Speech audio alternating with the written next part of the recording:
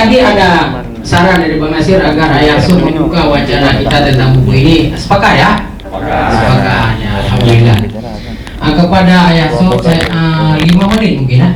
Berapa menit? 10 menit. Karena yang dibahas juga tentang beliau kan. Kepada Ayah Sub dipersilakan dengan segala hormat. Pertama, alhamdulillah dengan takdir Allah, saya dan kita semua hadir di sini hari ini. Dan sebenarnya ini takdir Allah, bukan di atas rencana saya sendiri.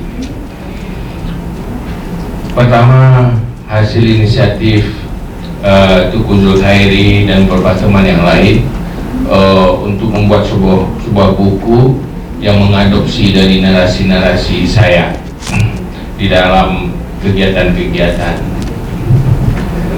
Dan kehadiran hari ini saya pun sendiri tidak ada maksud apa-apa selain daripada untuk apresiasi di atas niat baik semua teman-teman, dan bukan hadir di sini untuk buku saya, tetapi untuk inti dan isi buku itu yang perlu disampaikan kepada umat. Karena pada dasarnya buku itu bukan pemikiran yang menjadi inovasi dari saya, cuma hanya menyampaikan nilai-nilai yang telah diwarisi oleh Rasulullah. Kita sebagai umat Islam bagaimana menerapkan pola pikir kita yang wasatiyah, kepribadian yang wasatiyah, tindakan dan kebijakan yang wasatiyah dalam segala hal. Maka oleh karena itu saya ingin sedikit menggambarkan apa yang mendorong saya sering melakukan narasi itu di dalam banyak kegiatan. Karena semuanya dasar daripada inti perjuangan Rasulullah SAW. Karena wasatiyah dimulai oleh pola pikir, emosi, selera, dan kebijakan di dalam berperilaku. Maka dalam hal itu saya ingin sampaikan bahwa sikap yang bijaksana, yang adil itu dimulai dari kepribadian yang bijaksana dan adil, kepribadian yang wasatiyah. Maka disitulah penuh makna sebuah hadis Rasulullah yang mengatakan khairul umuri awsatuha, sebaik-baik perkara itu pertengahannya. Pertengahan ini fleksibel, wasatiyah ini fleksibel dalam arti tidak mempunyai standar yang baku, dia berubah dengan berubah sebuah situasi dan kondisi. Ada saatnya wasatiyah kita agak keras, ada saatnya kita wasatiyah dia agak lemah, dan ada saatnya wasatiyah antara keras dan lemah, tergantung situasi. Maka pribadi yang paling mampu memposisikan sikap dan pribadinya di dalam meletakkan sikap wasatiyah itu adalah yang satu-satunya Muhammad Rasulullah SAW. Yang lain boleh berbicara, tapi belum tentu mampu. Kita bisa berbicara hal-hal yang baik, tapi belum tentu mampu bersikap baik. Karena itu sangat tergantung kepada kekuatan kepribadian yang mampu menempatkan diri dalam bijaksana. Maka dasar hal itulah kita bisa melihat contohnya, mulai daripada akidah yang wasatiyah. Dalam umat di atas bumi ini ada yang terlalu tafrid di dalam berkaitan dengan ketuhanan, sehingga mengatakan mereka tidak ada Tuhan. Ada yang terlalu ifrat, mengatakan tidak ada Tuhan. Ada yang tafrid, menuhankan yang bukan Tuhan. Tapi ausat, tidak mengatakan tidak ada Tuhan dan tidak pernah mengatakan yang bukan Tuhan itu jadi Tuhan. Itu jadi wasatiyah. Begitulah. Dan maka oleh karena itu, di dalam rumusan-rumusan wasatiyah ini perlu saya ingin sampaikan sedikit bahwa ini terjadi keseimbangan antara 4 hal. Dalam 4 hal. Pertama, wasatiyah akal. Itu yang perlu dibahas. Apabila dipenuhi oleh ilmu dan hikmah, dipengaruhi oleh ilmu dan hikmah. Yang kedua, wasatiyah selera. Yang ketiga, wasatiyah emosi. Wasatiyah ini akan melahirkan pemikiran yang bersih, sikap yang bijak, dan mampu melakukan sesuatu secara benar dengan niat-niat yang baik. Di saat manusia lemah, kelewat lemah, maka menghasilkan kejubunan, tafrid di dalam selera, ifrat dalam selera melahirkan kejemudan, tafrid dalam selera melahirkan sikap menghalalkan segala cara dan kezaliman. Yang tengahnya di mana? Mereka tidak jumud, juga mereka tidak bersifat overactive, menghalalkan segala cara. Inilah yang diajarkan oleh kepada kita umat oleh Rasulullah Shallallahu Alaihi Wasallam. Mereka yang punya kepribadian dan pola pikir yang wasatiyah, itulah manusia yang mampu melakukan tadbir dan memanage dunia ini. Maka disitulah dikatakan al-ummu akhlaqu ma baqiyat wa inhum zahabat akhlaquhum zahabu. Kekuatan sebuah bangsa itu apabila masih bermoral, berakhlak, apabila hancur akhlaknya, maka hancur pula bangsa itu. Kehancuran dan kemunduran bangsa-bangsa di dunia ini bukan karena miskin kecerdasan, tetapi dia terlalu tafrid dengan kecerdasannya, juga terlalu ifrat dengan kecerdasannya. Mereka menjadi manusia tidak bijak, sehingga miskin akhlak yang membuat kecerdasan itu akan melahirkan kezaliman dan tafrid di dalam perilaku dan kepribadian akan melahirkan kejemudan dan kemunduran. Maka inilah yang perlu kenapa dasar sebuah kemajuan dan perkembangan dimulai oleh perkembangan kepribadian dan pola pikir yang mempengaruhi pola pikir, yang mempengaruhi sikap dan perilaku. Begitu kira-kira. Dan semoga bahasa ini mari sama-sama kita perjuangkan untuk tersampaikan kepada semuanya, supaya kita orang yang melanjutkan tabligh daripada dakwah Rasulullah Shallallahu Alaihi Wasallam. Maka saya sangat berterima kasih atas apresiasi semuanya, dan saya berapresiasi atas apresiasi semuanya. Terima kasih. Assalamualaikum warahmatullahi wabarakatuh. Untuk pertama sekali kita berikan kesempatan kepada Profesor Samsul Rizal, MAG, akademisi UIN Araniri, ulama yang dari kampus sekaligus pernah mondok di Mundi Mesra, ya kan, Prof? Ya. Kepada Profesor Samsul kita persilakan dengan segala hormat. Baik, yang istimewa sebenarnya apa, Ananda ya atau apa? Tunku Zulkhairi. Saya tahu siapa tuh Tunku Zulkhairi. Bagaimana pola nalar dia, bagaimana pola pikir dia, karena pernah saya asah di bangku pasca sarjana UIN Araniri. Jadi, dan tadi saya tanya, ini buku karya Anda yang keberapa setelah disertasi? Saya ukur disertasi kan, karena banyak orang setelah lulus disertasi tenggelam, nggak ada lagi karya, atau setelah profesor tidak ada lagi karya, tenggelam.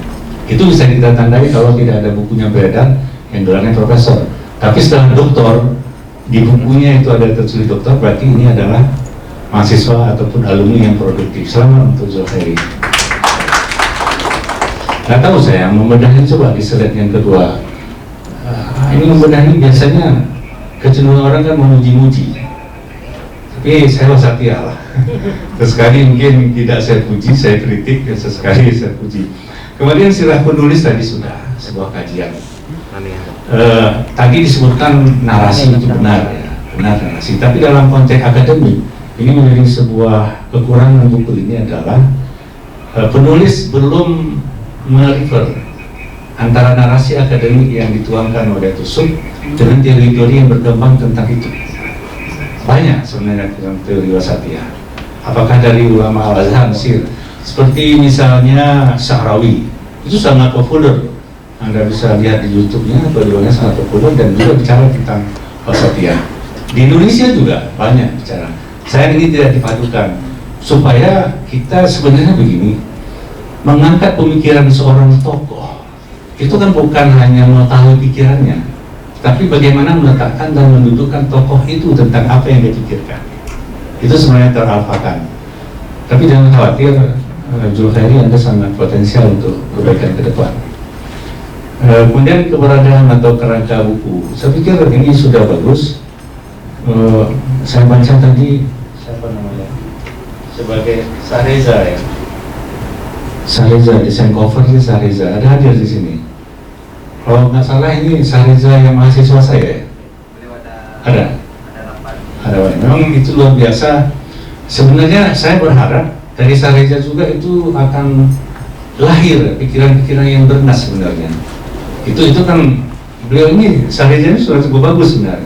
Walaupun bukan hanya desain cover ya, tapi dia butir-butir pikirnya memfilosofikan fakta realitas untuk mudah dipahami. Itu Sahreza punya keunggulan saya lihat. Kemudian itu apa yang kita peroleh? Ada kita peroleh di buku ini sesuatu yang tidak lazim sebenarnya kalau ini konstruksi pemikiran. Gak tahu ini penerbit mungkin punya inisiasi, terlalu banyak kata pengantar di sini. Ini kata pengantar. Seharusnya pengantar tokoh itu sebenarnya harus bukan tidak ada ya, banyak beredar. Jadi jangan salah, aku pegawai profesor, buku lain dong lagi yang loh. Bukan begitu cara berpikir kita. Kita mengungkapkan persoalannya, begitu kan? Ada orang yang begitu kan. Mahasiswa juga kita uji waktu skripsi. Ini bagaimana kamu sepertinya? Ini contoh Pak yang sudah dulu. Jangan contoh yang keliru ketika kita mau diluruskan gitu. Ini terlalu banyak kata pengantar. Dalam teori penulisan sebenarnya itu adalah ada endorsement. Diperbanyak endorsement sampai 10 halaman juga tidak mengapa sebenarnya. Walaupun itu jarang dilakukan oleh orang. Tapi secara metodologi seperti itu. Nah, ini terima kasih di tengah-tengah ini Pak Satya lagi, Muhajir Juli ya, yang sebagai moderator. Beliau ini sangat santun dan sangat tawadhu. Katanya baru pulang dihubungi, itu nggak benar itu. Saya punya fakta, punya bukti. Katakanlah dihubungi waktu jalan pulang. Atau kita bisa mengukur bagaimana kehebatan seorang Muhajir Juli. 3 jam yang lalu dia sudah posting isi daripada buku ini, dia cekren. Ada di Facebook ya. Karena kita berteman. Kalau saya pikir kalau mau isinya ya cukup baca itu terbitan Aceh Tren yang ditulis oleh Muhajir Juli. Itu kalau sekarang udah 4 jam yang lalu. Itu sangat luar biasa daripada Muhajir Juli. Baik, coba apa yang kita peroleh? Ya saya pikir itu. Dan lanjutkan, saya mau masuk sedikit. Ini mungkin Zulkhairi lupa bahwa konflik sebuah pemikiran, kalau mau merefer kepada Thomas Kuhn, The Scientific Revolution, itu bahwa pemikiran seorang itu harus melakukan setting sosio-kultural yang dia lalui. Ini nggak pernah disentuh-sentuh. Lagi-lagi saya berharap sebenarnya, kalau saya paham bagaimana Tusuk tahu saya, tapi yang tertulis ini tidak ada maksud saya. Ini yang mau saya ungkapkan. Ini beliau itu gimana ya? Ya namanya teman satu balai. Satu balai itu satu pengajian, satu daya gitu kan. Ya satu tempat pemandian di sungai. Mantan ya perlunya. Jadi biasalah kalau habis asar kan sebelum maghrib kita makan kan. Kalau nggak ada buah kita pergi aja ketumnya Tusuk itu ada itu. Ya, saling itu ada bersamaan. Jadi konstruksi sosiokultural pemikiran itu kalau merujuk ke Thomas Kuhn seperti itu. Jadi Anda tidak sebutkan siapa guru Tusuk di riwayat itu penting sebenarnya. Kalau tadi kata sambutan tadi, ya, kalau Bapak Ibu mau memaknai tentang perkembangan ilmu, sambutan Tusuk itu bisa sebagai apa ya? Apa namanya? Transformasi daripada Agun almarhum yang ahli mantikia. Tadi kan sangat mantikia itu ngomongnya tusuk. Artinya apa? Pikiran tusuk hari ini dipengaruhi oleh gurunya. Atau pernah nggak tusuk belajar mengaji pada orang tuanya, pada kakeknya, pada ibunya? Nggak disebutkan seperti ini. Sebenarnya harus ada. Tapi apakah nggak tahu mungkin Anda join dengan Romo Aceh? Mungkin ada hal-hal tertentu. Tapi secara teori seperti itu. Pendidikannya tusuk itu. Bukan beliau tidak punya pendidikan. Kemudian apa lagi? Keluarganya. Siapa keluarganya? Berkeluarga bagaimana? Kemudian interaksi sosial. Interaksi sosial secara budaya, secara politik, ya secara macam-macam. Itu tusuk punya satu dia. Dan itu sangat membantu sebenarnya untuk mengkoreksi ini. Baik, itu yang saya lihat belum terdapat di sini. Karena kalau nanti mungkin alasannya ini kan bukan disertasi Pak atau Pak Samsul, Profesor Samsul, itu bukan saya, betul. Tapi kerangka pikir seperti itu harus untuk memetakan seseorang itu mengapa seperti itu, karena setting sosiokulturalnya. Misalnya begini, saya kurang enak badan, misalnya demam pergi ke dokter. Itu kan set sosial ditanya. Sebelum ini ada di mana, Bunda rasa punya, itu untuk memetakan posisi pasien itu bagaimana. Jadi untuk memetakan pemikiran pemikir itu bagaimana. Tafsir yang ngaji oleh tusuk apa misalnya, kitab tauhid yang belum pelajari apa, kitab fikih yang dia belum pelajari apa, ada nggak mewarni itu, ada nggak moderasi pemikiran daripada semua kitab-kitab dan buku-buku yang belum pelajari. Ini turut mewarnai sebenarnya. Ini yang saya lihat tidak kita peroleh. Tapi nggak apa sebagai apa, dan saya bangga pada Anda, tidak sampai 5 tahun Anda sudah melahirkan buku setelah Anda mempertahankan disertasi. Aplaus untuk beliau. Berikutnya, miniatur pemikiran. Jadi sebenarnya kan saya berharap apa wawasan teologis yang dimiliki oleh tusuk, wawasan akademik. Ada orang yang berpandangan begini ya, ini sebenarnya salah ini. Seolah-olah wawasan akademik itu punya kampus, enggak? Iya kan? Semua anak manusia ini harus punya wawasan akademik. Gak bisa tidak gitu. Kemudian wawasan sosial, bagaimana, wawasan budaya, wawasan politik. Nasir mungkin lebih tertarik dengan wawasan politik karena dia sudah melintang di situ. Jadi ini semuanya harus dikonfigurasikan menjadi sebuah satu kesatuan gitu. Daripada itu. Jadi miniatur pemikiran itu mungkin tidak semuanya, tapi kan di dalam sirah tusuk, riwayat hidupnya harus tergambar itu dalam 2-3 alinea gitu. Di mana dia berinteraksi maka tergambarlah wawasan politiknya. Tadi Muhammad Zuli sudah memetakan loh, bagaimana ketika dicomot itu baliho gitu kan, itu dicomot oleh OTK barangkali, orang yang tidak dikenal, tapi beliau memberikan wawasan politik sebenarnya itu. Dan teori itu harus bisa dipakai untuk penetapan politik masa depan gitu. Ini yang kita harap ada sirkulasi pemikiran. Kelas ekspor. Bingung kan, yang belum pernah mendengar bingung. Tapi kritik ini sebenarnya khususan kepada Dr. Zulkhairi yang menulis buku. Kita enggak. Jadi yang lain santai saja. Tapi ini menarik bahwa bagaimana kemudian menerbitkan sebuah buku yang apalagi membahas pikiran seseorang. Konstruksi yang disampaikan oleh Prof tadi menarik sebagai masukan yang luar biasa, Prof. Selanjutnya kepada ini politisi ulung Partai Keadilan Sejahtera dulu, Pak.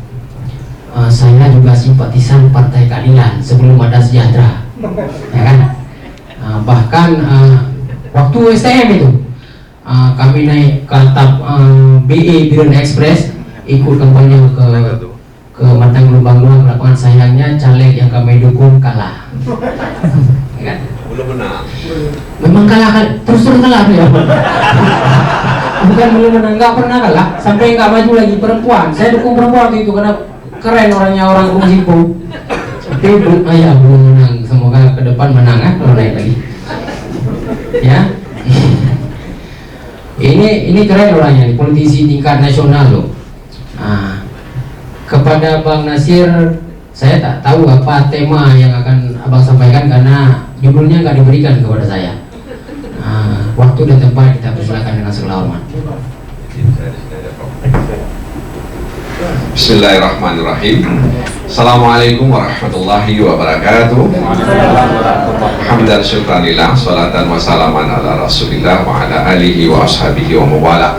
Yang kita muliakan Yahsub yang masih berhadir di tempat ini bersama kita, dan sejumlah narasumber, Prof. Samsul Rijal, Usamah Elmani, dan Aib Angin, dan seluruh peserta yang hadir dalam acara bedah buku Paradigma Islam Wasatiyah Tusuk Jenib yang ditulis oleh Dr. Teguh Julkhairi MA. Dan saya lihat di sini ada anggota DPRA, ada mantan anggota DPRA, ya, ada mantan anggota DPRK, dan juga para kaum uruinal ya yang berhadir dalam acara ini, dan juga aktivis-aktivis dakwah yang juga tampak dalam ruangan ini.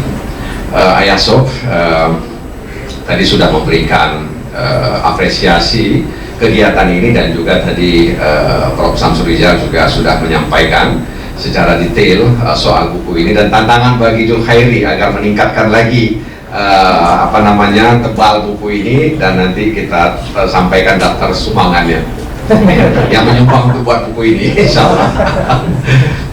Dan tadi menarik apa yang disampaikan oleh Prof. Samsul Rijal, cuman tadi saya agak agak lebih menyimak ketika beliau bertanya kepada Prof.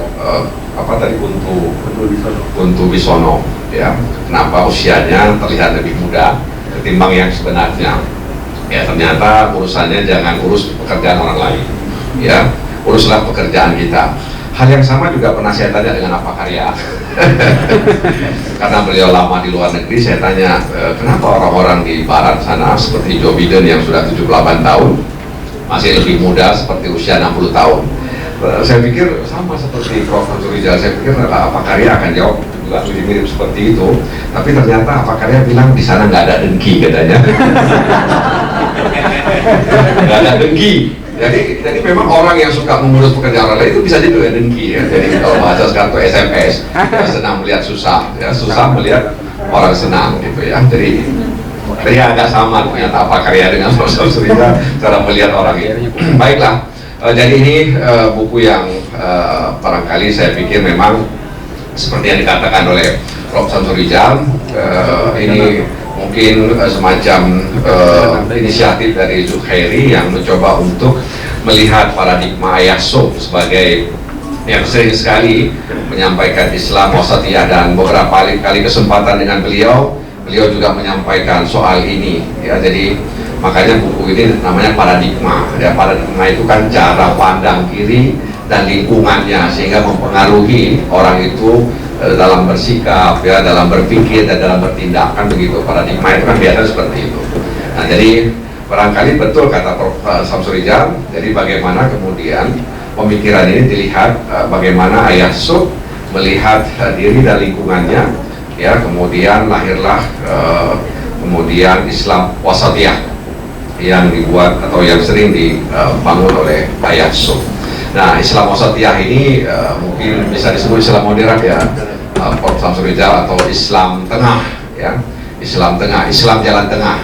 Nah, kalau Islam jalan tengah Islam itu berarti memberikan solusi, la syarqiyah wala gharbiyah, tidak timur dan tidak barat, kan begitu.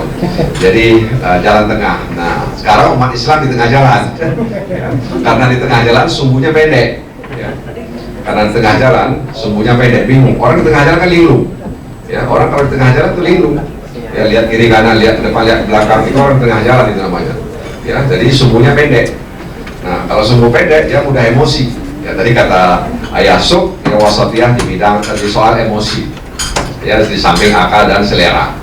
Nah, jadi Islam, ya, hari ini memang, ya, bukan menjadi jalan tengah, umat Islam di tengah jalan. Nah, umat Islam di tengah jalan, makanya harus kita kembalikan ke jalan tengah, ya. Makanya gagasan Ayasop harus kita bumikan sehingga kemudian Islam itu menjadi Islam moderat, ya. Jadi kami yang berkopiah di sini, ya, juga tidak identik dengan Islam Wasatiyah, tidak, ya.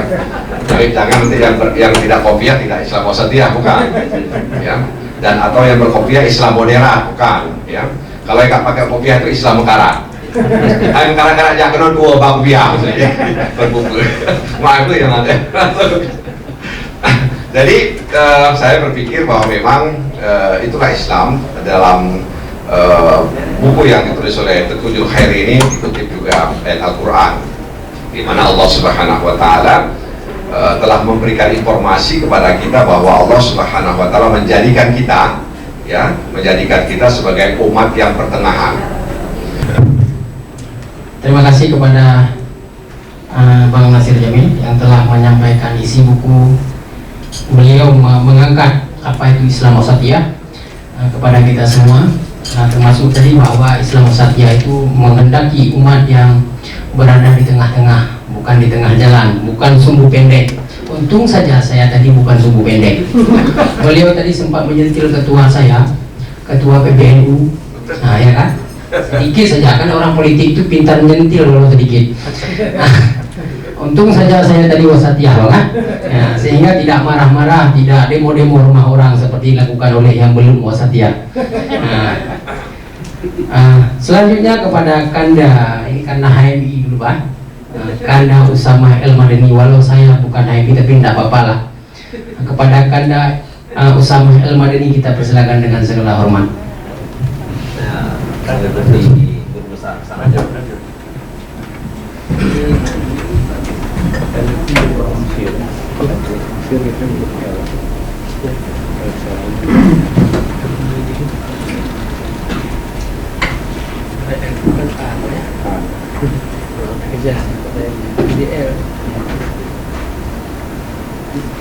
Pendidikan lisan orang Indonesia.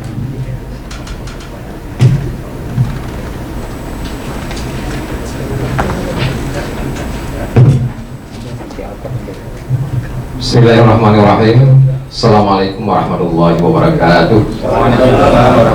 Hamdan wa syukran lillah, sholatan wa salaman ala rasulillah wa ala alihi wa sahbihi wa mawala amaman. Yang kita hormati inspirator kita, guru kita, Ayah di Jenit beserta tim media beliau, ya, Pak Prof. Tidak banyak pimpinan daerah yang memiliki tim media.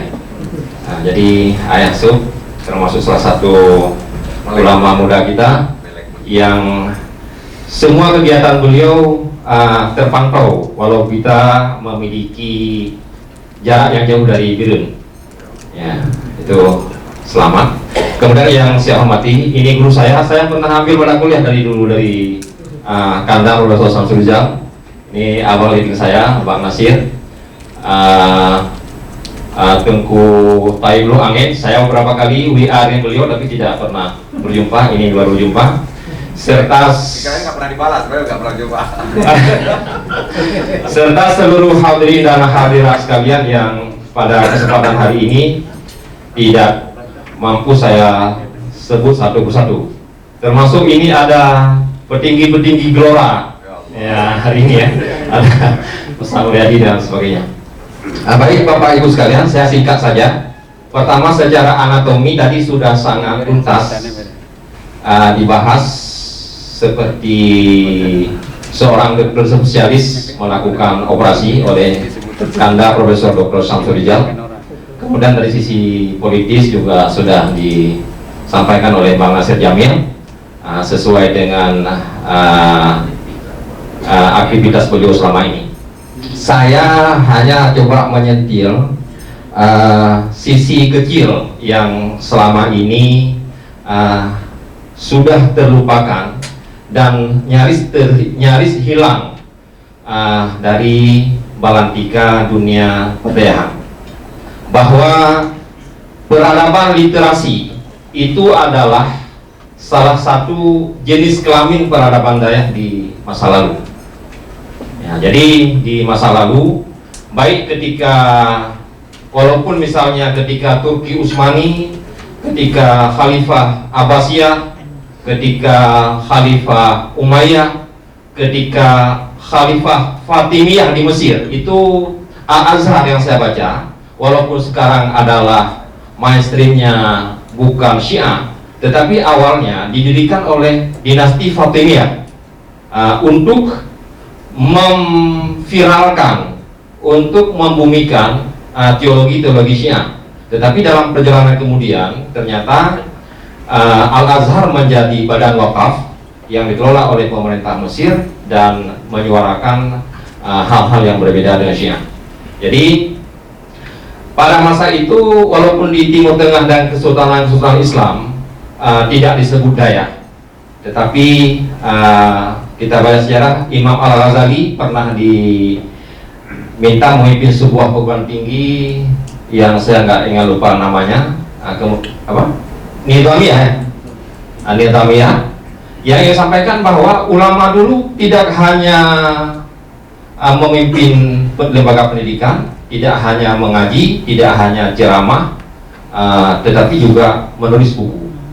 Sehingga ada tradisi yang dibilang oleh Bang Nasir Jamil dulu, ketika Mu'izz al-Dinillah di Abbasiyah itu Mu'tazilah menjadi ideologi negara, menggantikan ideologi Ahlussunnah wal Jamaah. Ketika itu terjadi perbenturan pemikiran antara ulama-ulama, tapi berbenturan dengan buku-buku, sehingga sangat banyak buku-buku yang satu buku mengcounter buku lainnya, dan dalam catatan saya baca tidak sempat terjadi benturan fisik. Nah, benturan fisik terjadi ketika misalnya Bani Abbasiyah berkuasa, lalu dia mengejar Bani Umayyah, sehingga ada Abdurrahman Ad-Dakhil yang kemudian lari ke Spanyol dan mendirikan negara Spanyol. Tetapi itu lebih kepada benturan kepentingan politik, bukan benturan agama. Tapi benturan agama ketika itu dibalas dengan buku-buku. Jadi peradaban literasi luar biasa.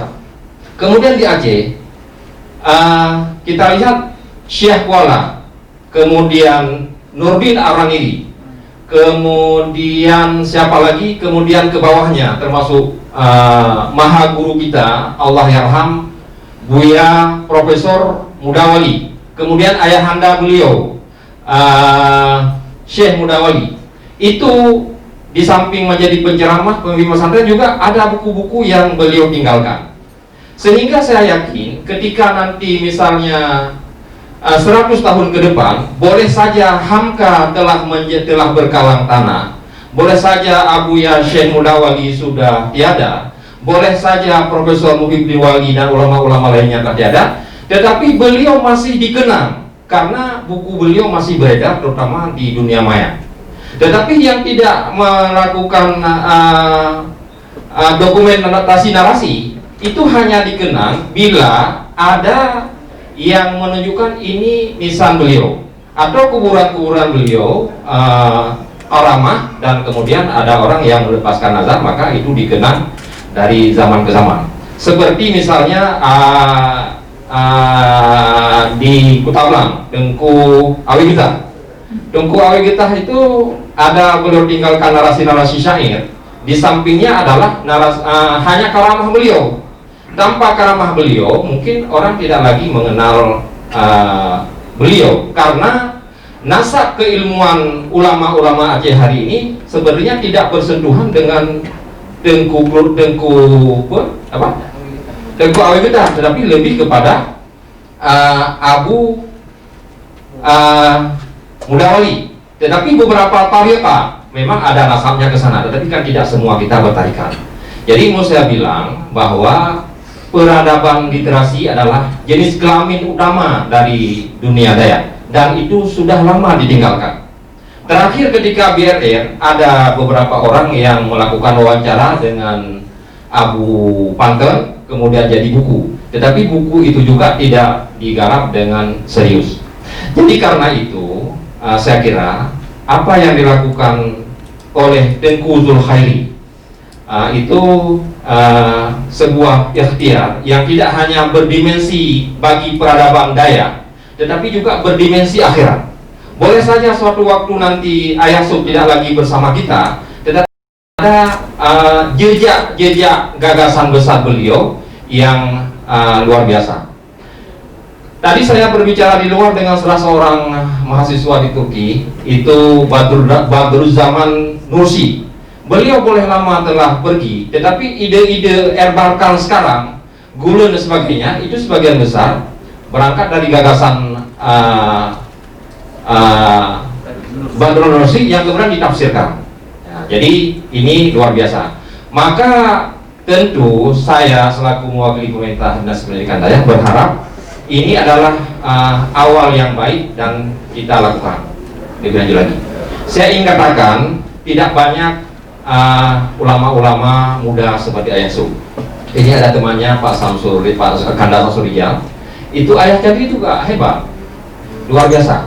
Nah, saya dulu SMA di Samalanga, tahu Ayah Jadi, tapi seperti banyak produk-produk ini seperti apa batu mulia di Nagan itu, giok, tetapi giok itu ternyata tidak bisa mensejahterakan orang Nagan karena aspek pemasaran dari hulu ke hilir tidak dikuasai oleh orang Nagan. Hanya Cina-Cina yang dari luar yang kemudian mengambil manfaat. Saya sepakat dengan beberapa penelitian bahwa Dayak itu dikelompok dua kelompok. Dayak yang bergerak dari sektor tarbiyah penuh dan sektor pergerakan. Yang kedua, ada Dayak yang menggabungkan sektor tarbiyah dengan pergerakan. Dayak pergerakan itu ada ketika sebelum Belanda datang ke Aceh. Nah, jadi sebelum Belanda datang ke Aceh, Dayak itu semua Dayak pergerakan dan mereka lah yang menjadi energi yang kemudian menjadi kelompok-kelompok yang melawan Belanda dan Jepang. Tetapi ketika Kesultanan jatuh, kemudian beberapa elit kita mendekati ulama dan penjajah Belanda, dan penjajah Belanda menyatakan boleh buka kembali dengan catatan Dayak itu adalah hanya aspek tarbiyahnya, tidak ada aspek pergerakan. Saya ingin mengatakan tanpa kita sadari apa yang dilakukan oleh Ayah Sub dengan memimpin Dayak Babu Salam Al-Aziziyah. Jadi dalam skala tertentu Ayah Sub telah mencoba mengkombinasikan dua hal. Pertama aspek tarbiyahnya, kemudian aspek pergerakannya. Yang secara konkret mungkin di sini ditulis namanya Barisan apa maksudnya? Barisan Muda Umat. Ya, jadi ada lebih seratusan rumah yang saya selalu memantau di video yang telah Ayah Sub lakukan dan beliau serahkan. Ini adalah sebuah pergerakan yang dilakukan oleh Dayak. Karena kalau Ayah Sub mengumpul donasi itu mudah orang tergerak. Saya lihat ada donasi dari Brunei, dari wajah. Tapi mungkin kalau saya yang mengumpul donasi, mungkin Bang Nasir yang mengumpul donasi, orang akan mikir ini ada udang di balik batu. Tetapi ada keikhlasan yang totalitas dalam perspektif orang ketika pimpinan Dayak, ketika ulama yang mengumpul donasi itu dilakukan oleh Ayah Sub. Jadi saya ingin menyampaikan peradaban literasi adalah sesuatu yang mesti kita gerakkan kembali karena sekarang rata-rata para ulama muda, ulama kita rata-rata di atas 50 tahun sudah gula, sudah kolesterol, sudah penyakit macam-macam ya. Jadi mengharap, dan ulama-ulama besar itu biasanya tidak panjang umur. Abuya Mudawali umur 40 tahun, Imam Nawawi umur 40 tahun, karena Allah itu. Jadi kesempatan ini Bu Zulfi dan kawan-kawan nanti bisa kita kolaborasi bagaimana dengan mempertimbangkan pendapat-pendapat dari Profesor Samsurijal. Ini tentu perlu dinarasi. Beliau tidak sempat. Ayah Sub jadwalnya dari Perlak sampai ke Aceh Selatan nggak sempat. Saya ingin menyatakan ada seorang tokoh yang saya suka baca bukunya. Bang Nasir juga suka baca bukunya, walaupun secara ideologi, secara keyakinan ulama kita beda. Dia ketua Ijabi, Ikatan Jamaah Ahlul Bait Indonesia. Namanya Jalaluddin Rahman. Bang Nasir, Jalaluddin Rahman itu puluhan buku dia keluarkan. Tapi catat, dia tidak pernah menulis sendiri buku itu, belum dosa. Jadi ketika dia berpidato, ada tim yang merekam, kemudian mentranslate dari bahasa lisan menjadi bahasa akademik. Saya kira apa yang dilakukan Ayah Sub ini bisa ditransformasi, dan kita memang sedang melakukan layout pengajian Abu Mudi di Tastafi. Jadi kebetulan panitia Tastafi pusat di Mesir Raya merekam semua pengajian Abu Mudi. kemudian kita coba narasikan dengan bahasa buku, dan sekarang sedang ditahqiqkan di lembaga di Iqbal Jamil apa namanya? LP ya, apa? LBM Budi Mesra. Jadi saya sangat mendukung kiranya ada gerakan bersama di sini, ada Bang Nasir, gerakan kolektif kolegial kita untuk merekam pemikiran-pemikiran ulama kita. Di Tanjung Bungong Uleli ada Tengku Abu yang ahli falak, siapa namanya Kuzu Heri? Abu Tanjung Bungong. Nah, itu banyak pemikiran-pemikiran beliau yang sangat luar biasa. Tetapi sampai sekarang baru hanya satu buku beliau, tetapi di Jawa Timur dan Jawa Barat itu anak-anak muda yang masih milenial sudah menulis ilmu falak. Sangat banyak buku-buku kita temukan. Jadi dari timur sampai ke barat sangat banyak gagasan-gagasan ulama kita yang perlu kita narasikan. Itu di Cetrung, Ayah Cetrung di daerahnya sudah membuka Ma'had Ali terkait dengan stressing politik. Kemudian ini juga ada pemikiran-pemikiran politik yang dari ulama-ulama kita yang perlu dinarasikan. Banyak kita yang tidak sadar, kita mengakui Ahlus Sunnah wal Jamaah, tetapi teologi politik Ahlus Sunnah wal Jamaah nanti dikonfirmasi oleh Yasub dan Profesor. Teologi politik Ahlus Sunnah wal Jamaah yang direpresentasikan dengan karya Al-Mawardi itu tidak boleh memberontak kepada pemerintah. Jadi makanya pengurus besar Nahdlatul Ulama tidak sepakat dengan gerakan-gerakan buah. Bahkan Abu Ya Mudawali memfatwakan bahwa gerakan Darul Islam TII itu sebagai buah pemberontakan terhadap negara yang sah. Jadi ada cara yang dilakukan oleh Ahlus Sunnah wal Jamaah untuk mengkritik pemerintah. Bahkan ada keyakinan bahwa termasuk ketika Bani Israel dulu, bahwa ketika pemerintah zalim dikirim kepada sebuah umat, itu adalah menandakan bahwa ada persoalan di umat itu, maka Allah mengingatkan dengan pemerintah yang tidak baik. Jadi terakhir, saya kira sebelum ditegur oleh CEO Aceh Tren, tentu ini sebuah usaha yang luar biasa. Ada kewajiban moral, ada kewajiban historis kita untuk mendokumentasikan narasi dan gagasan besar dari ulama kita, paling kurang dengan dalam bentuk YouTube dan video sebelum bentuk narasi. Dan Ayasub adalah salah satu representasi Dayak yang mengkonfirmasi bahwa tradisi moderasi, tradisi moderat yang menjauh dari cara-cara radikal juga ada di Dayak. Cuma karakter kita orang Dayak ini kan orang kampung, lagi awak bata keruh juga apa, tapi hati juga baik. Orang Aceh itu orang Aceh juga begitu. Kalau tidak, maka tidak ada pernyataan dari Nahdlatul Ulama bahwa Pancasila dan Negara Kesatuan Republik Indonesia adalah bentuk final dari perjuangan umat Islam. Dan kita sepakat. Kita sepakat bahwa dengan NU bahwa Pancasila dan NKRI adalah bentuk final dari perjuangan negara kesatuan Indonesia. Saya sampaikan apresiasi kepada Adinda Dr. Zulkhairi. Kemudian saya kira sangat banyak gerakan-gerakan sosial, gagasan-gagasan besar Ayasub, di samping tidak doakan beliau sehat walafiat, untuk dapat didokumentasikan di masa-masa yang akan datang, sehingga dapat menjadi abadi dan lebih abadi daripada umur yang Allah berikan kepada kita semua. Amin ya rabbal alamin. Wassalamualaikum warahmatullahi wabarakatuh. Baik, kepada Bang Tai Blangen kita persilakan dengan segala hormat.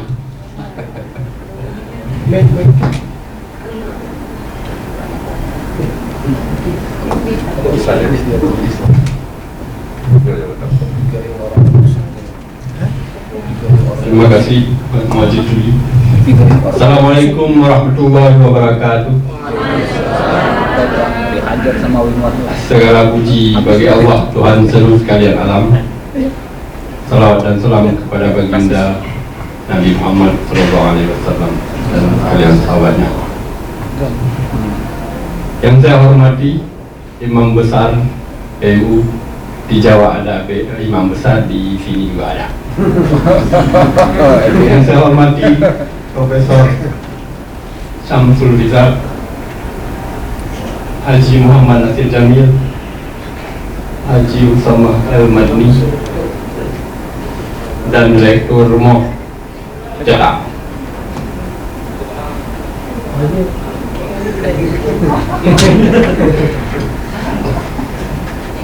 Kalau Muhajir mengatakan dia terlambat diminta untuk kesini,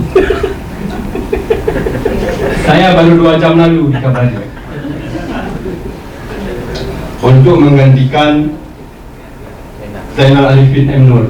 Jadi saya ini pemain cadangan.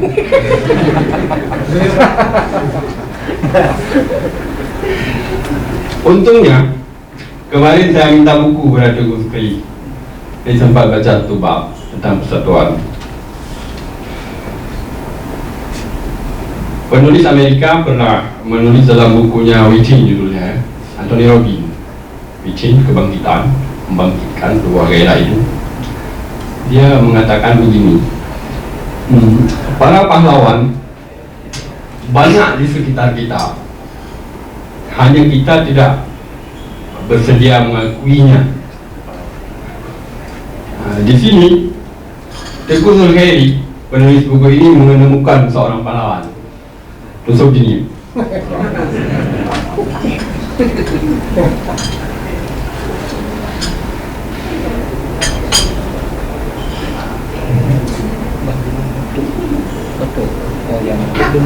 Buku ini belum habis saya baca karena baru kemarin saya temukan, diberikan, saya dapatkan maksudnya.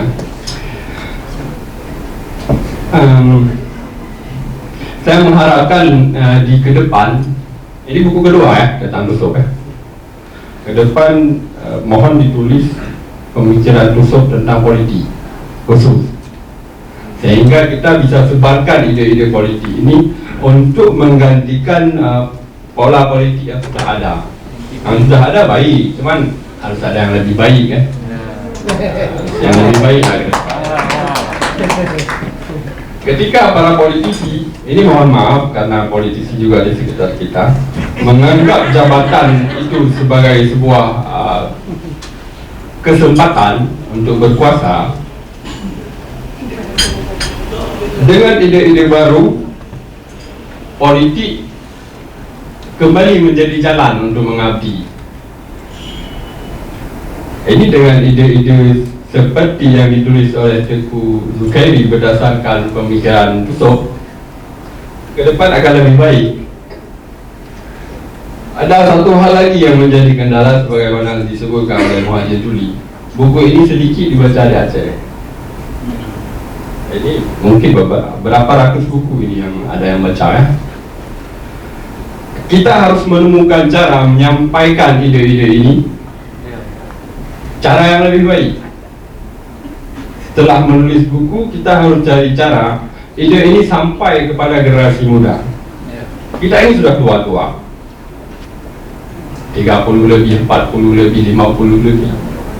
Sementara pelaku politik, pelaku peradaban ke depan adalah generasi muda sekarang. Anak muda sekarang tidak lagi menonton Facebook, tapi Instagram ya. Bagaimana Muhajir? Anak melihat Instagram ya. Bagaimana ide ini sampai ke Instagram?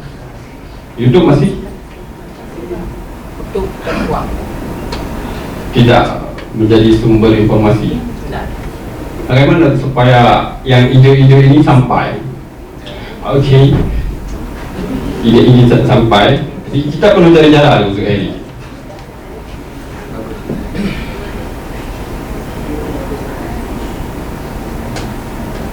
Ini pas sekali di samping saya ada kepala dinas daerah. Saya ingin di daerah itu ada kurikulum politik.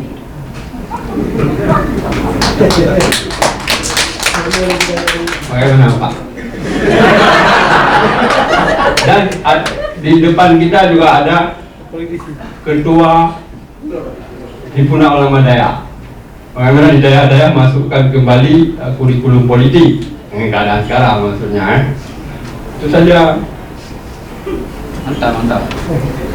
Jadi ini bukunya Gus Heri udah bagus, dicetak bagus, tulisannya bagus. A+.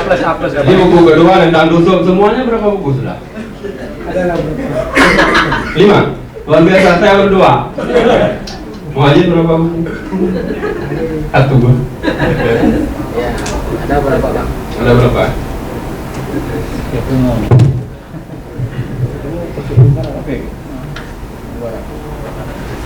Ya, Tugu Heri. Ke depan kita tulis banyak pemikiran tusuk.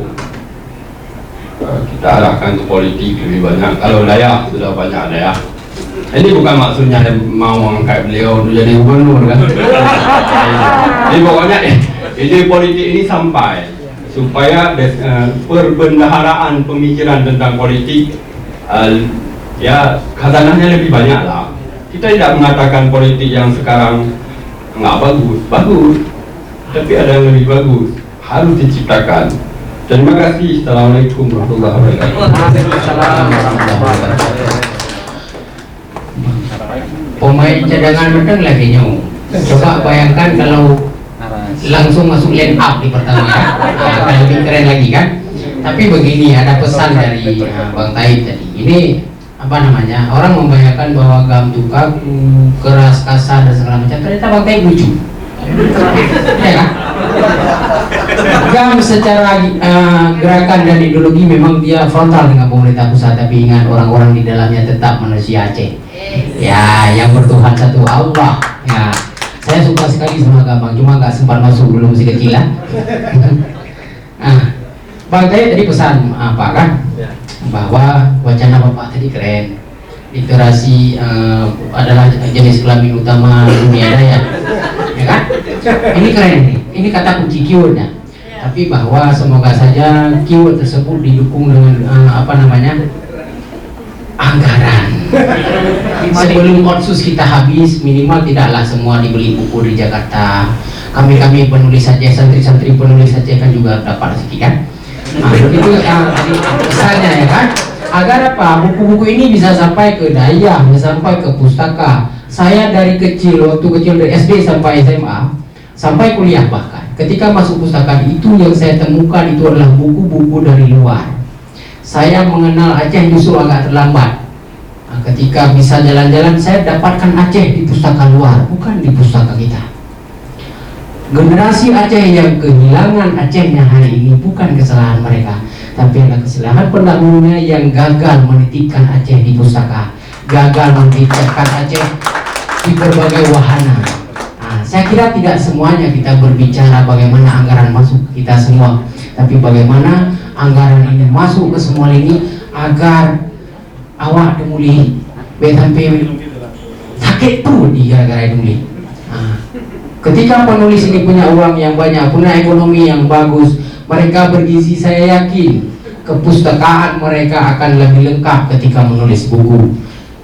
Karena menulis buku ini juga jihad sebenarnya. Kita meninggalkan catatan, meninggalkan pikiran-pikiran kepada generasi kader bangsa ini. Mungkin karena waktu yang kita break dulu atau bagaimana? Atau lanjut saja 1-2 pertanyaan kemudian kita break sama-sama pulang dan segala macam ya. Baik, sekarang kita buka, kalau bertanya boleh juga, menyampaikan gagasan boleh juga, mendukung kampanye saya tadi juga boleh, ya kan? Untuk 3 penanggap saja ya. Pertama kepada Abang Syarif, Bang Syarif. Kemudian dari apa? Khairul Badri. Ibu urinang nak berde urinang dua, ada tapi urinang dah berdua balik dua. Tapi anak bukan nanti roh aja roh. Ibu siapa namanya? Dahlina. Pertama sekali kepada Bang Syarif kita persilakan Bang, tolong dihemat waktunya ya. Baik, terima kasih. Assalamualaikum warahmatullahi wabarakatuh. Nama saya Syarif, yang saya muliakan seluruh para pemuda. Kemudian para masyayikh ini, ada guru kita Tusuk yang pemikirannya luar biasa. saya mencoba melihat di halaman 9. Kalau tadi Prof. Syahrizal mengatakan di buku ini tidak ada teori, justru saya melihat ada, cuma mungkin sangat minim. Penulis mencoba mengangkat terminologi wasapan atau wasatania menurut Syekh Yusuf Al-Qaradawi. Nah di sini menarik, kalau kita penggal wasatani itu ada adil, istiqamah, kebaikan, aman, kuat, persatuan umat. Dan saya yakin ketika kemudian membaca buku ini, Tusuk itu dipengaruhi oleh pikiran gurunya. Tapi mohon maaf, sayangnya kalau kita lihat dalam konfigurasi faktual sosial kemasyarakatan, Birun itu gesekannya itu dentingan gesekan itu luar biasa. Terutama ketika kemudian kita lihat beberapa masjid Muhammadiyah itu digrader oleh teman-teman. Nah ini sangat disayangkan. Nah, maka dalam bahasa saya ingin katakan bahwa transformasi yang dilakukan oleh Tusuk itu belum TikTok, ya, kalau bahasa saya belum TikTok, artinya belum jalan. Nah, bagaimana mentransformasi ini menjadi PR besar ke depan. Oleh karenanya, terutama dari sisi pemikiran beliau luar biasa. Tapi bagaimana membangun TikToknya itu di daerah Birun itu belum, ya. Saya melihat di beberapa media selalu di-grader itu kalau Masjid Muhammadiyah dibangun di situ. Artinya wasatannya itu belum muncul. Itu satu poin yang ingin saya sampaikan. Yang kedua, kemudian di bab 3 halaman 17 saya mencoba melihat. Di situ disebutkan diperlukan upaya masif membendung potensi konflik saling menyalahkan, tidak toleran. Nah ini ide-ide ini juga menarik yang dilakukan oleh Tusuk. Tapi sayangnya lagi-lagi ini belum menggema. Oleh karenanya tadi juga disinggung ada dua gerakan yang coba dibangun. Di samping narasi-narasi keilmuan, Tusuk itu juga membangun narasi ekonomi dengan yadaranya.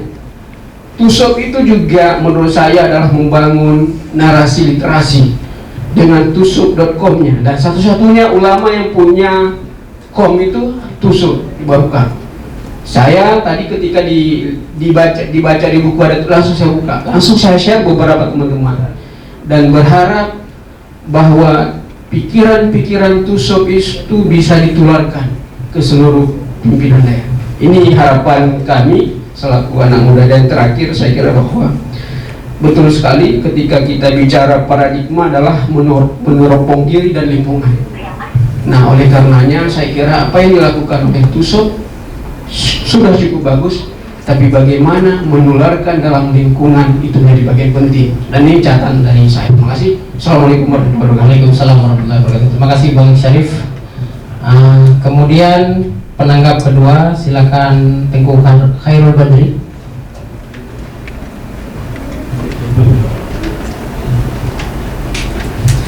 Bismillahirrahmanirrahim. Assalamualaikum warahmatullahi wabarakatuh. Terima kasih telah mempersilahkan saya. Saya Khairul Badri, guru pesantren Dayah Darul Ihsan Kurungkali. Saya datang ke sini dengan sangat bersemangat sekali karena memang yang dibedah, buku yang dibedah dan pemikiran orang yang tersebut bukan orang yang siapa-siapa ya, sangat diperhitungkan ya dari segi pemikirannya dan pergerakannya. Ini sangat luar biasa sekali. Yang ingin saya katakan seperti ini, mungkin juga dari pernyataan saya nanti akan timbul suatu pertanyaan juga. Kenapa ya, wacana Islam wasatiyah ini muncul dari seorang tokoh yang bernama Ayah Suk atau Tusuk ya. Kalau dari tokoh lain itu mungkin akan menggunakan istilah ya, Islam moderat ataupun istilah yang lainnya. Yang saya ingin katakan sungguh sangat ya luar biasa sekali ketika Tusuk itu sendiri menggunakan kata-kata wasatiyah dibandingkan dengan kata-kata misalnya moderat misalnya. Kenapa?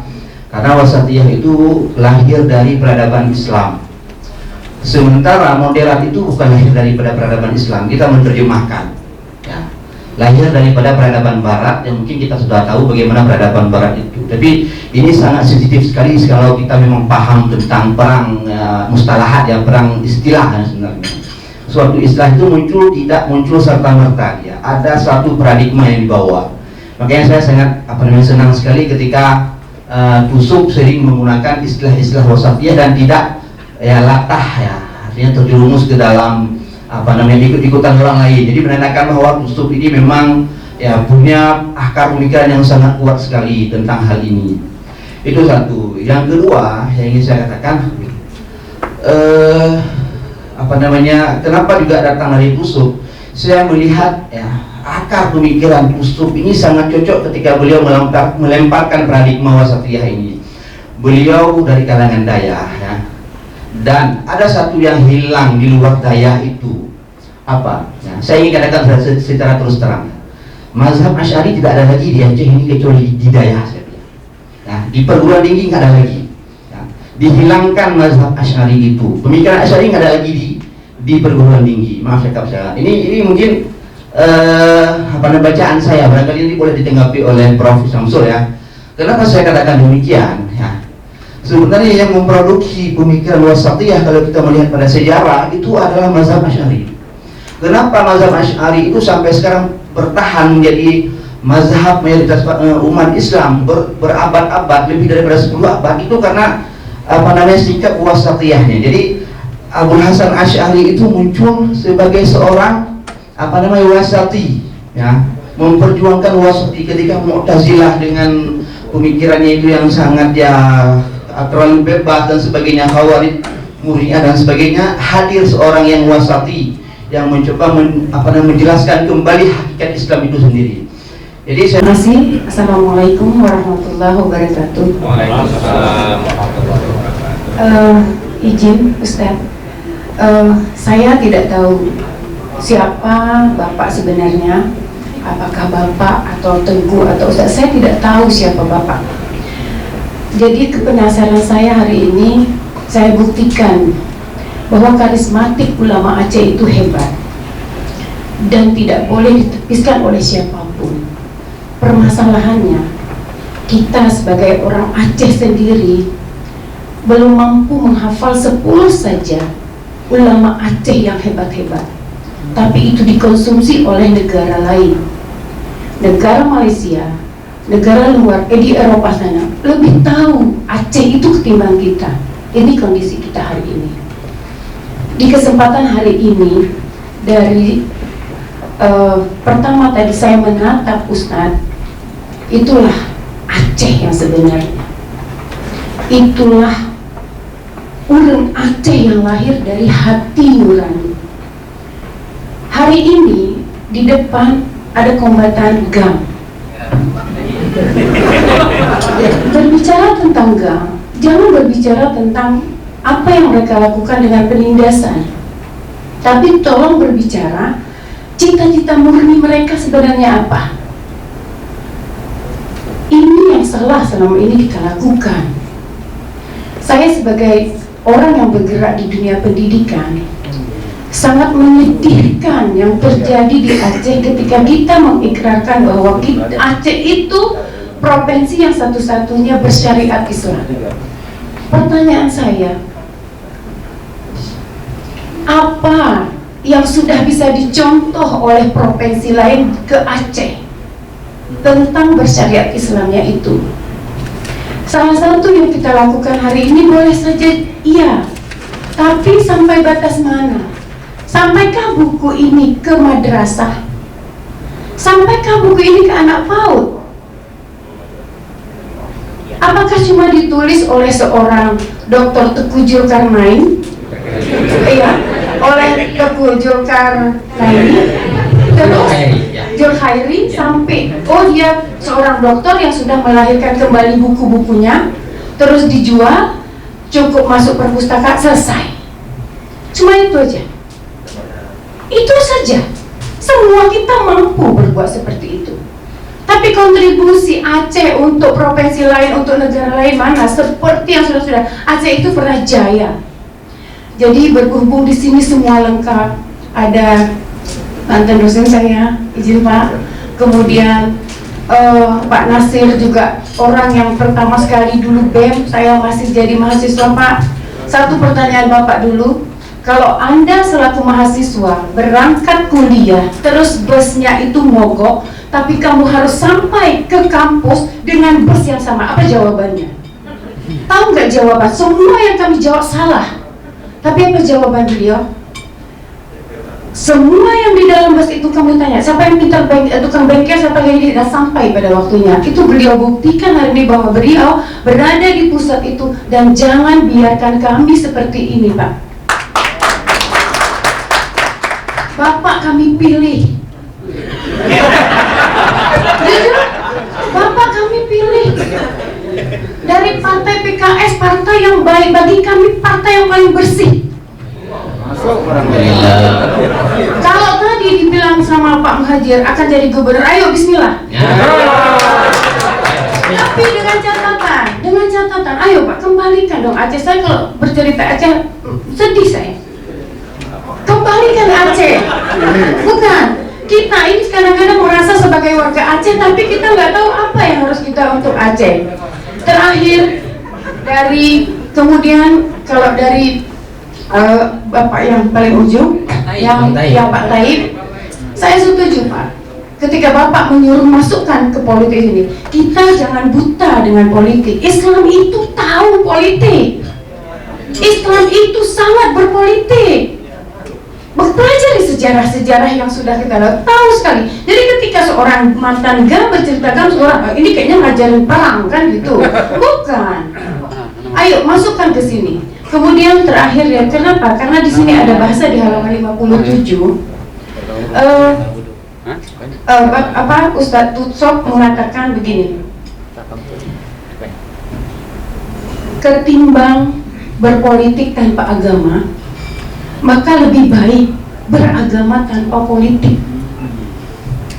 Kemudian yang lebih menyayat hati lagi di halaman 58. Ini bahasanya luar biasa. Ini semuanya kita pemikir Islam Aceh ya. Jangan sampai kita seperti bertarung di kandang macan. Yang kalah dimakan macan, dan yang menang juga dimakan macan. Siapapun boleh menang, baik 1, 2, 3 dan sampai 5. Asal, saya kalau udah cerita anak-anak nih, anak-anak kita berada dalam negeri yang memiliki peradaban dan mampu bersaing secara global. Itu yang saya mau sampaikan. Ayo Pak Nasir, sekali lagi Bapaklah penyambung lidah kami di daerah ini. Keluarkan Aceh Pak, di Jakarta Pak. Keluarkan Pak. Kami mendukung. Luar biasa. Kami mendukung Pak. Ketika Bapak berbicara di RRC itu mampu, ayolah sampaikan kami juga. Mungkin demikian. Wallahu muwaffiq ila aqwamit thoriq. Assalamualaikum warahmatullahi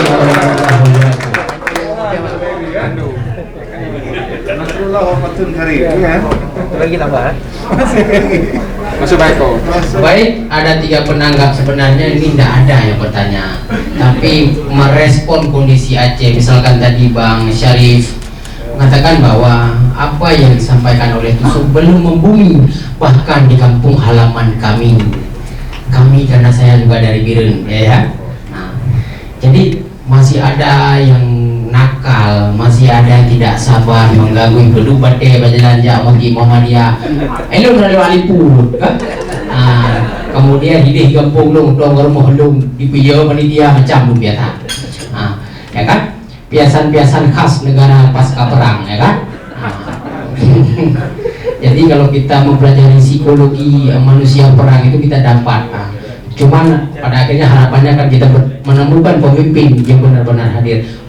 Itu tadi dari Bang Syarif. Kemudian dari Ustaz Khairul Badri tentang kenapa Tusuk yang berbicara ini, tentang Islam Wasatiyah. Beliau kenapa memilih ini?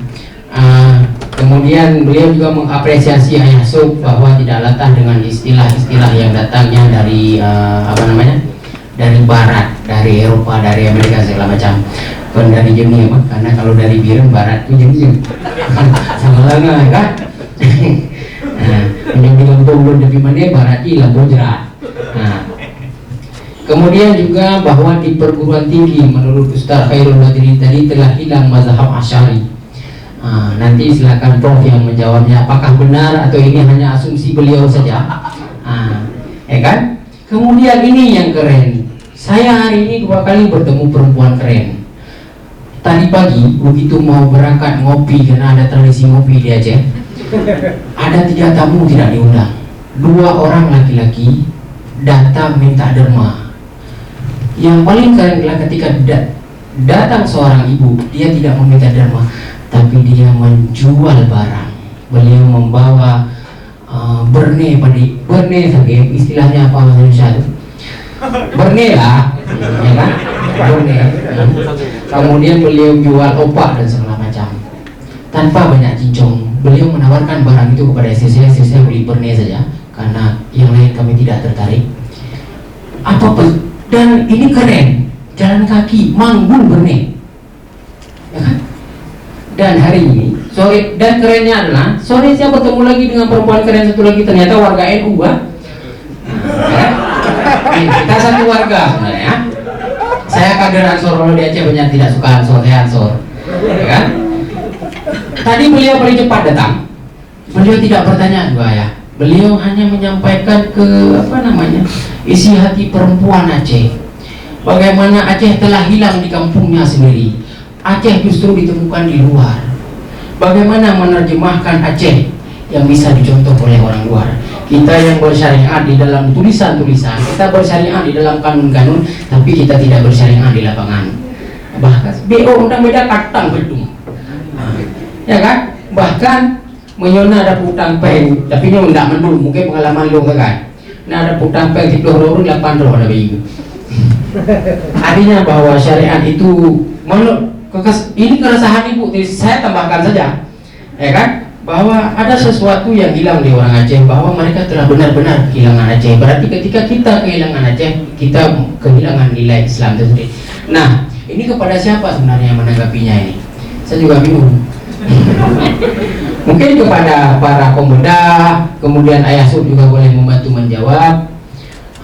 Kira-kira pertama sekali kepada Bapak Profesor, silakan Pak.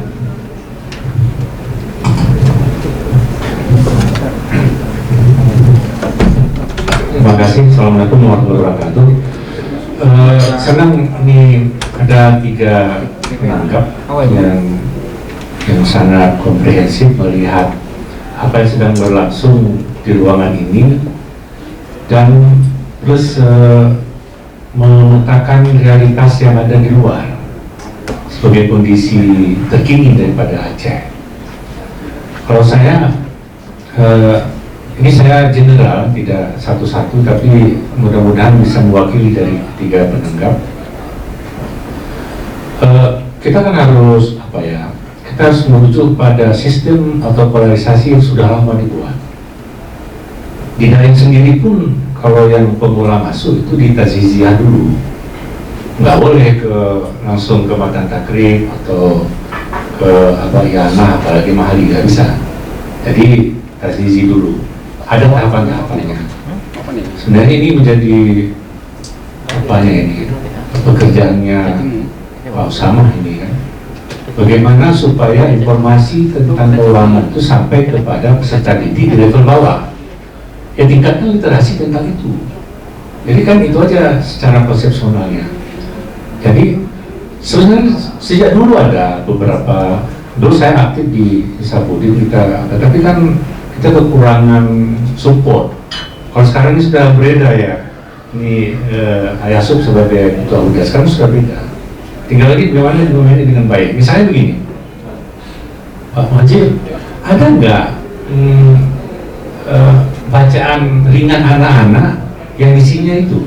Nggak ada kan? Belum ada ya, belum ada. Jadi ini aja saya pikir bacaan ringan anak-anak loh. Apakah memperkenalkan nama-nama, mengenal orang, mengenal baik, itu untuk anak-anak PAUD belum ada. Kalau istilah Majid kan lebih ekstrim, belum dari berani laut.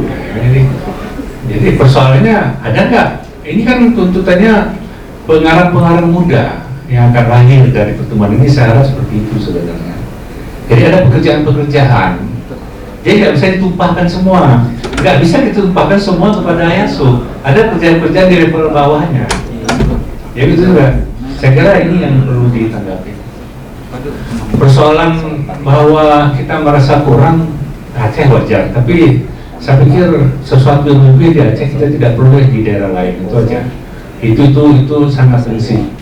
Kalau kita pergi tempat lain sulit, misalnya dengan azan di waktu subuh misalnya di tempat kita masih dalam komplek itu masih ada azan. Jadi itu kalau tanggapan saya tentang itu. Memang banyak, namanya kan perlu bertahap. Ini komitmen keacehan kita kan perlu. Masih. Kalau dulu kepada maaf Pak Irwandi, Bu Doktor, ya kita sampaikan ya. Kalau memang starting pointnya itu membangun Aceh adalah MOU, ya kembali aja kepada tradisi Rasul. Rasulullah 13 tahun di Mekah, kerjaannya apa? Itu kan memperkuat akidah. Artinya 3 periode gubernur, 4 periode ini adalah memperkuat komitmen Aceh itu sendiri. Mau jadi apa Aceh? Nanti periode Madinah baru urus ini, urus itu sangat keren. Tapi kita kan tidak mau seperti yang istilah Yasub, tidak mau. Tadi ada saya komen sebenarnya tradisi Rasulullah itu. Jadi bukan hanya banyak hal dalam berpolitik tradisi Rasul. Philip Kahiti mengatakan bahwa sengaja saya sebut ini bukan dari sumber dari Al-Azhar dari apa. Kalau dari Al-Azharnya waduh bukan masalah. Ini dari orang Barat mengakui bahwa Muhammad SAW itu di Madinah adalah sebagai pemimpin agama sekaligus sebagai pemimpin politik. Lantas budaya Aceh kan nggak nerima ini. Paham kan? Ketika Ayasub mencalonkan diri, kita terpecah. Dulu maaf ketika Profesor Muhyiddin Wali, kita masih kelas 1 datang ke daerah di Mesra, ulama terpecah. Jadi itu kita digiring dengan perspektif ini yang merugikan kita sendiri. Jadi sebenarnya siapa bilang ulama enggak? Makanya nanti kalau saya cerita contohkan ke Iran, nanti dituduh ini Syiah. Kalau masih ada perspektif studi, nggak akan maju enggak. Bangunlah Aceh itu dengan ilmu. Jangan dengan asumsi yang seperti disampaikan oleh Aceh.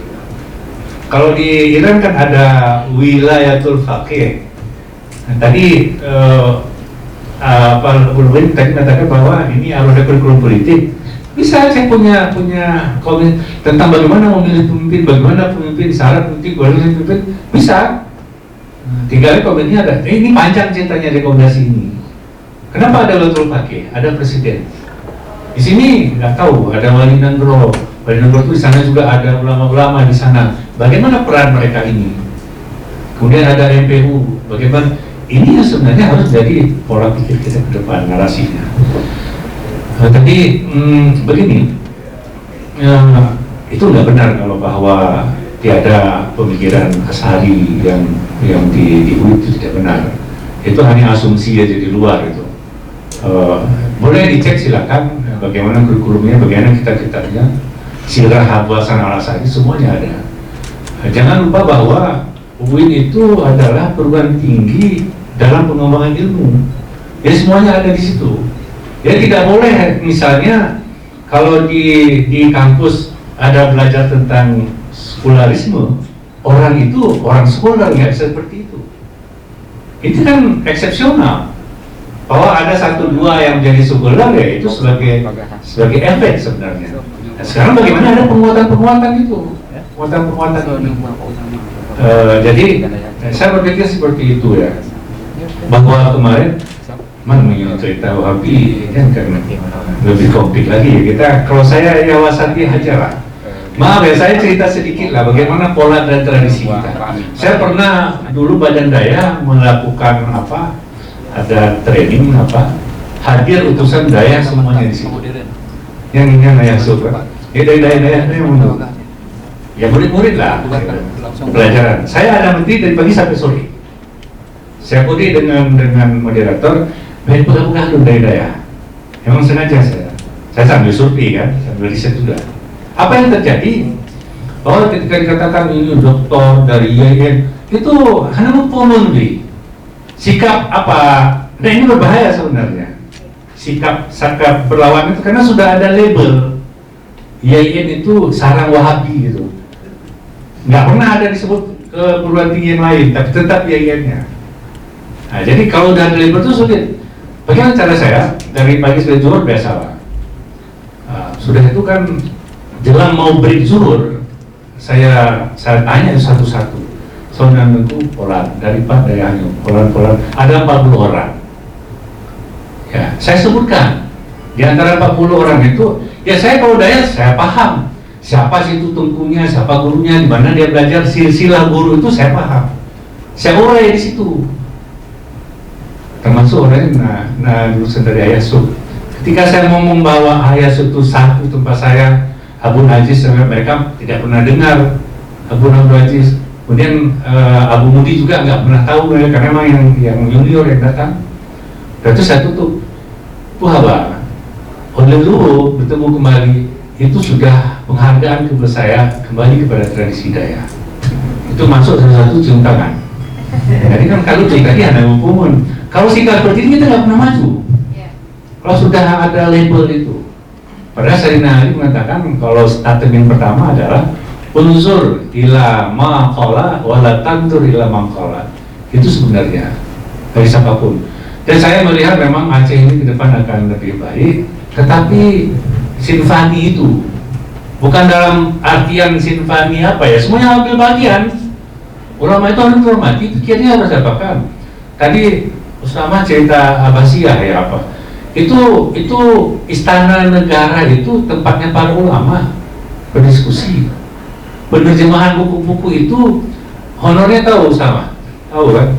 Yang honor itu diterjemahkan buku kan setelah diterjemahkan ditimbang. Baru keholnya sekilo ongkos penerjemahan itu. Bagaimana dinasti Abbasiyah dalam Harun al-Rasyid tidak berkembang? Nah, kalau kita ya tahu sendiri lah repot kan. Udah bayarnya 6 bulan, udah nggak tahu di mana, potong sana, potong sini. Tapi jalan juga literasi seperti ini. Ya saya kira kalau mau apa ya cobalah kita perbaiki bersama-sama sesuai dengan kapasitas. Di sini ada anggota dewan, ada macam-macam sesuai dengan kapasitas, saling mengisi. Itu aja kembalikan. Terima kasih Prof atas tanggapannya. Selanjutnya kepada Kanda Sama El Madani. Kira-kira mewakili. Oh sudah mewakili. Bang Taib sudah mewakili juga. Padahal tadi ada kesan khusus loh dari Mudah Hirnagawan. Oke.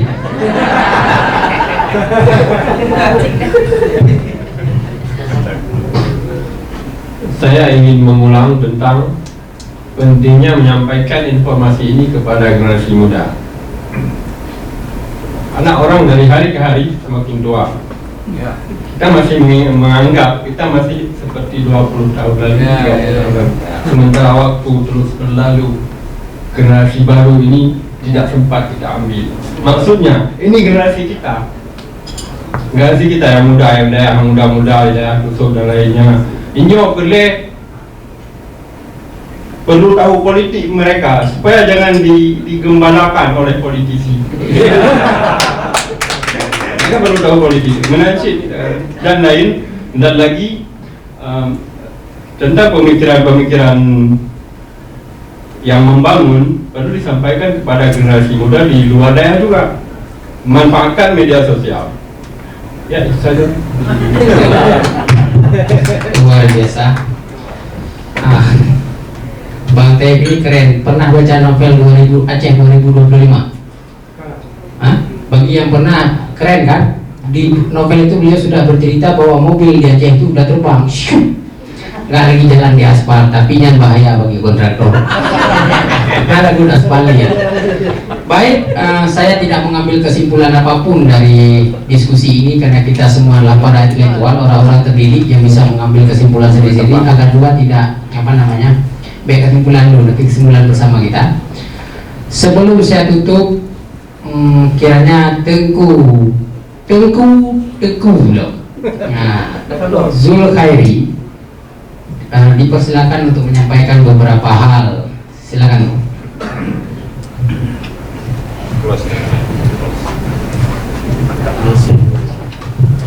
Bismillahirrahmanirrahim. Assalamualaikum warahmatullahi wabarakatuh. Alhamdulillahirabbil alamin. Wassalatu wassalamu ala sayyidina Muhammadin sayyidil anbiya'i wal mursalin wa ala alihi washabihi ajma'in. Rabbi shrah li sadri wa yassir li amri wa hlul 'uqdatam min lisani yafqahu qawli, amma ba'd. Jadi yang pertama sekali saya ingin sampaikan bahwa ketika saya menyimak banyak materi-materi dari Ayah Sob, jadi semacam ada kekuatan bagi saya untuk menghasilkan buku ini. Jadi ketika selesai penulisan, saya coba diskusi dengan Ayah Sob. Jadi buku ini memang tidak kita buat tebal kali, karena memang kalau tebal kali nanti takut nggak ada yang baca. Jadi kalau tadi ada yang kasih masukan kalau bisa dibuat lebih tebal, nanti takutnya dibuat tebal nggak ada yang baca kan. Jadi sudah kita buat semacam buku saku lah gitu. Jadi itu sebab sehingga sedikit tipis ya. Mudah-mudahan dengan tipis ini membuat orang-orang lebih mudah membaca dan lebih cepat selesai membacanya. Kemudian saya ingin ucapkan terima kasih juga kepada guru kita tadi, Profesor Dr. Syamsul Rijal. Saya sudah mencatat banyak kali masukan dan jadi ilmu semuanya bagi saya. Insyaallah saya pasti akan memperbaiki apa yang kurang sekaligus menampung apa yang belum saya kerjakan.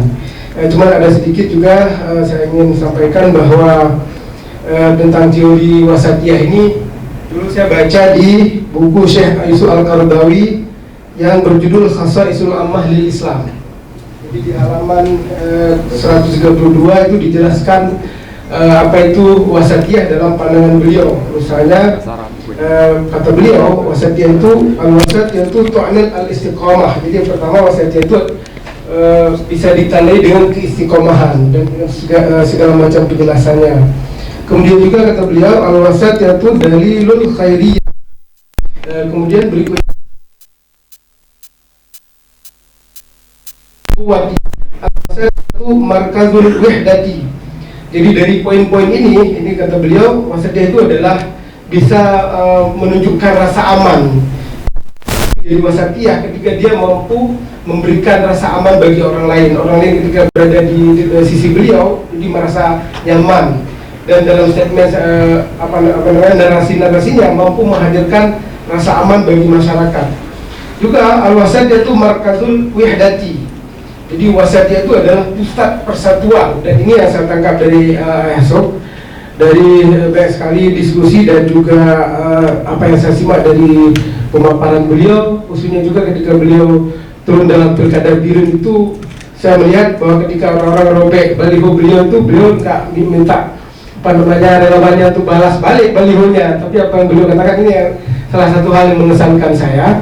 Beliau katakan jangan nggak perlu dibalas celaan dengan celaan yang lain, tapi balaslah dengan akhlak. Dan saya langsung teringat ke kitab ini yang pernah saya baca, makanya saya coba lihat, oh ternyata yang beliau Yusuf lakukan ini persis seperti teori yang disampaikan oleh Syekh Yusuf Al-Qaradawi. Hanya saja kalau tadi Syekh Yusuf Al-Qaradawi dalam kitabnya ini beliau menyampaikan teori-teori dan bagaimana itu Islam wasatiyah, tapi saya lihat dari Yusuf beliau mengaplikasikannya di lapangan. Jadi itu yang membuat kemudian saya terinspirasi untuk menulis buku dengan judul Islam wasatiyah. Dan saya diskusi dengan beliau, beliau sepakat dan akhirnya jadilah buku ini. Kemudian juga kalau tadi Bang Haji Duli menyinggung tentang penerbitan, jadi sebenarnya saya sudah cukup bahagia ketika ada kawan saya, Saudara Supri yang sudah mau membantu. Jadi kalau tadi dikatakan Pak Kadis itu, jujur saya tidak menawarkan tempat lain. Maksudnya bukan saya nggak bilang kalau ini bukan nggak diterbitkan, tapi belum saya bilang kan. Kenapa? Karena ya ini kan urusan kecil lah. Jadi bisa kalau saya ke depan Pak Kadis mau perbanyak ya tentu alhamdulillah, terima kasih. Ya maksudnya dengan harapan tadi supaya pemikiran Yusuf bisa dibaca oleh teman-teman yang lain, ya alhamdulillah gitu kan. Karena saya merasa dengan diterbitkan oleh penerbit seperti Rumah Cetak ini lebih cepat prosesnya. Hari ini kita kasih, besok di load ya langsung jadi, langsung kita bisa siarkan ke lapangan. Kalau urusan dengan dinas manusia agak sedikit lama. Jadi ini prosesnya kalau tadi ada yang bertanya ya. Tentu saya juga ucapkan terima kasih banyak kepada siapa saja semuanya sudah bersedia membantu, dan tentu yang hadir di sini adalah orang-orang yang sangat berjasa dalam kehidupan saya. Profesor Rijal, guru saya di UIN, juga Bang Teh Belangen, kawan diskusi luar biasa, dahsyat beliau ini. Pak Samah juga sudah banyak membantu daerah dan juga banyak hal yang lain. juga Sufri, terima kasih banyak. Buku kedua yang diterbitkan tentang tusuk, buku yang pertama judulnya Memperbaiki Orang Kuat dan Menguatkan Orang Baik. Itu sedikit tebal, 200 sekian halaman. Dan insya Allah jujur saya katakan sudah ada naskah-naskah lain yang mudah-mudahan ke depan kalau Allah masih berikan kekuatan, nggak sakit lambung lagi, gitu. Mudah-mudahan bisa kita terbitkan yang lain seperti harapan teman-teman tadi. Juga di sini saya ucapkan terima kasih banyak juga kepada semua yang sudah hadir, Cimidi, kolektor manuskrip kuno Aceh. Terima kasih banyak Cimidi sudah hadir, Pak Muharyadi, Pak Fodi Sulaiman, Pak Rizal, orang yang membantu saya, Pak Nasir Jenderal tadi. Jadi saya ingin juga sedikit ceritakan kenapa ada acara ini. Apakah tadi ada desain macam-macam. Jujur kemarin itu saya diskusi dan Yusuf, ayah bolehkah kita bedah buku ini, karena kebetulan ayah di sini pada malam tanggal 23. Beliau bilang insya Allah besok bisa diselenggarakan siangnya. Habis itu saya tanya siapa yang bisa bantu jadi pembedah. Saya WA Pak Nasir, Pak bisa nggak jadi pembedah? Siap, kata beliau. Saya koordinasi lagi dengan ayah Yusuf, di mana kira-kira kita buat. Pada awalnya rencana membuat di kantor Huda, cuma karena pertimbangannya agak jauh, jadi kemudian saya dicari lagi oleh Pak Nasir itu jadi nggak kita acara bedah bukunya. Insya Allah jadi cuma tempatnya belum pasti, ada di kantor Huda atau di warung kopi. Kemudian beliau bilang ya silakan dibuat aja, insya Allah kita kita bantulah untuk bukunya supaya ada 2 peserta yang disampaikan oleh Supri tadi ya. Jadi jujur ini saya sampaikan karena ya kebaikan orang yang harus kita ceritakan ya, tahadus an-ni'mah. Jadi saya ucapkan terima kasih banyak kepada siapa saya sudah ini sudah bersedia membantu sehingga acara hari ini terwujud. Pada teman-teman panitia juga ada mahasiswa-mahasiswa tadi yang di luar itu, mahasiswa Bun Arabi yang sudah bersedia jadi panitia, dan semua pihak yang lain yang sudah membantu. Kemudian sedikit tentang Bang Zainal Arifin.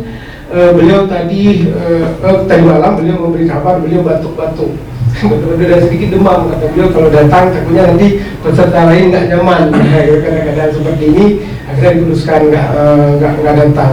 Dan kemudian Bang Taib saya ucapkan terima kasih banyak, walaupun telat saya hubungi tapi ternyata beliau bersedia. Mungkin sebagian orang kalau telat kita hubungi nggak bersedia, cuma cadangan apa ini, alhamdulillah Bang Taib mau membantu saya ya. Terima kasih banyak. Berarti sudah ada unsur dari wartawan. Beliau adalah wartawan di Portal 1 ya. Baik, saya kira demikian saja dari saya. Insya Allah tentu semua masukan dari para pembedah tadi saya berjanji insya Allah akan saya coba revisi, saya coba perbaiki, mudah-mudahan ke depan akan menjadi lebih baik. Demikian, Assalamualaikum warahmatullahi wabarakatuh. Terima kasih kepada Ustaz Zuhairi dan kepada seluruh para pembedah.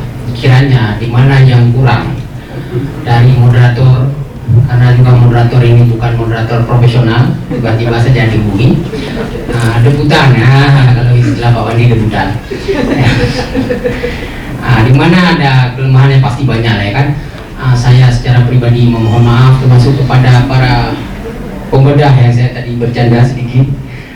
Mohon banyak maaf. Akhirul kalam, assalamualaikum warahmatullahi wabarakatuh.